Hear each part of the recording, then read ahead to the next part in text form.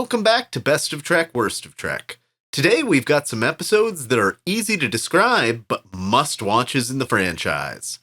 Thanks for joining me. I'm your host, Dustin Wing.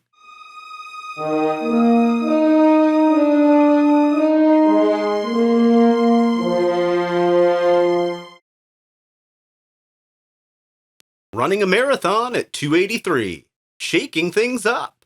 Or Point of Light. Gotta say, I love the recap being read in Klingon. It's a brilliant addition to the mediocrity of these openings. We get a ton of 23rd century Klingon lore here. Finding out L'Rell had a secret baby and it's Tyler's, this becomes a liability to them both that forces Michelle Yeoh to have to come and lay the hammer down after their baby is kidnapped to force L'Rell to step down. Ash is forced to leave Kronos, but start a possibly long-running career with Section 31. Over on Discovery, Tilly somehow takes a full minute to talk to her new imaginary friend, and still manages to win a race. When her fungal friend shows up again while she's training in the big chair, Tilly seems to be at her lowest, until Burnham helps her apply some pure Vulcan logic to her situation, and realize Stamets is the answer to her apparition of a girl she used to know. Amanda sets up a murder mystery for Spock by showing up with encrypted files regarding his escape from a mental health facility. It's a lot of really solid setup for the season, and the pacing is on point. Section 31 Georgiou, though, is the highlight in this one for me.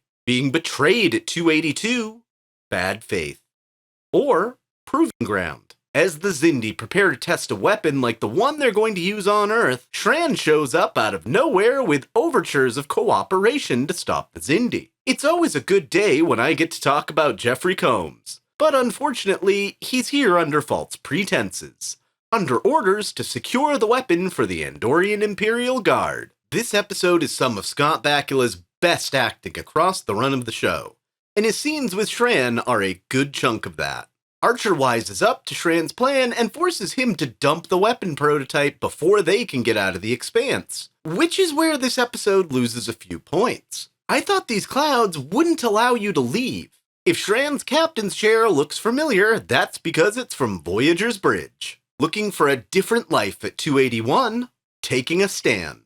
Or Till Death Do Us Part. More great lead up to the end of the Dominion War as the Cisco goes over what he learned in the last episode from the Prophets about not marrying Cassidy. As Ben decides to take a stand against the Prophets and marry Cassidy anyway, so too does Damar start to take a stand as he realizes he's just a Dominion puppet with no real power, except to recommend Dukat to a good plastic surgeon to allow him to continue spreading the good word of the Pa-Wraiths with his soon-to-be best friend, Kai Wynn. Worf and Ezri eat algae paste, and that's about it. It perfectly pushes along the final bits of arguably Trek's best arc. Easy to summarize, must-watch television. Resurrecting a long-dead war at 280, Awakening.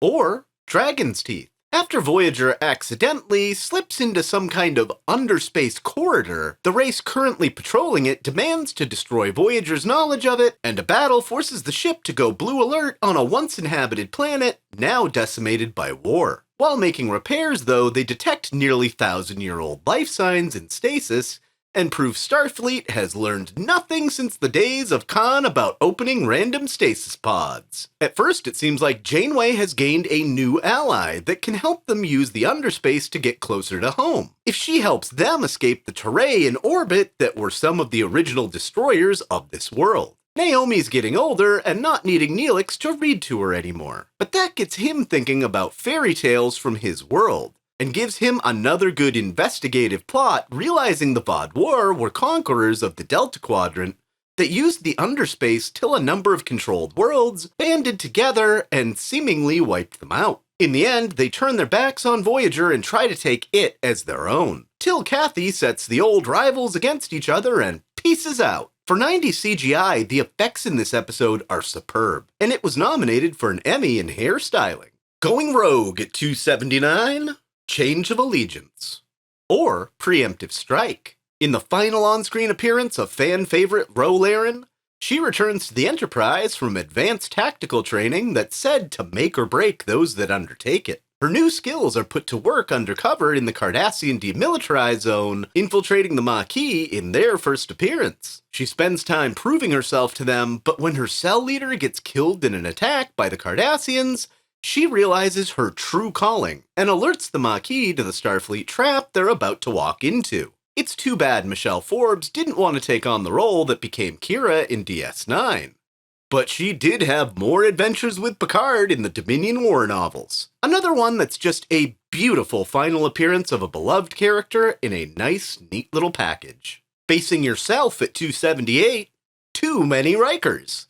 Or Second Chances. Troy riles Will up as he opens the floor to requests, and she asks for the one song she knows he's never been able to get right. And thankfully for him, he doesn't have to try, as he's called to the bridge ahead of beaming down to an outpost he visited 7 years before. And the atmosphere makes beaming possible only every interval. What he finds is his transporter clone that's soon to join Laren from our previous entry. It becomes a series of what-ifs for both versions of Riker and gets Troy swept up in it as another chance for now Thomas Riker to pick up where their romance left off 7 years prior. In the end, after a lot of petty bickering between all Rikers concerned, Tom saves Will, though that's not how the original draft of the script was written. Originally, Will was going to die and Tom was going to take his place on the crew. Instead, he'll attempt to reclaim his life in Starfleet aboard the USS Gandhi for a while and get back up to speed. Mae Jemison, the first African-American woman in space and personal friend of the late Nichelle Nichols,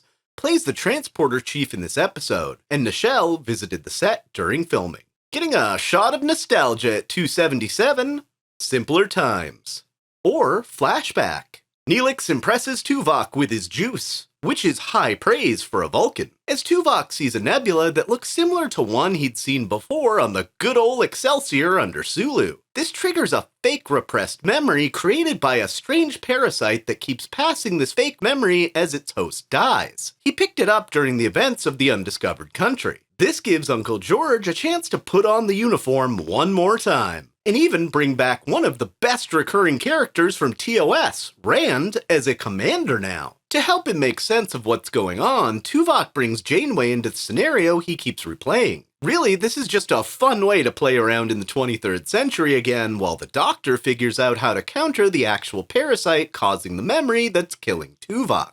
We get a ton of Tuvok backstory and tidbits of Vulcan society, while giving some original series cast members a chance to shine one more time. Finishing up the block today is number 276, War Games, or Peak Performance. In one of a very few good episodes of early TNG, Riker gets to play the underdog in a Starfleet battle exercise. For some reason, he and a skeleton crew of Enterprise officers are given command of a literally falling apart ship, and tasked with beating the Enterprise in a war game. In particular, Wesley Crusher and Worf come up with some game changers to give them an edge over Enterprise. It's all fun and games until the Ferengi show up, and this gives Armin Shimmerman his first chance to try and salvage the Ferengi as a slightly more serious race than in their first appearance, while still a little weak as they're driven off by the trickery of the Picard maneuver. There's a fun B-plot about the wargame advisor Kolrami being a Grand Master at the game's stratagema. And after handily beating Riker, Data gives it a shot and spends an inordinate amount of time trying to figure out why he got beat. It's a good way for him to get an exploration of humanity moment, as he realizes he may not be able to beat his opponent, but he can play infinitely till his opponent is frustrated and concedes. Nice development for Data, and I hope we get to see Stratagema come back in Lower Decks at some point.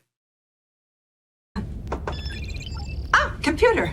That program is available. Thanks, Major. Major. Thanks, Major.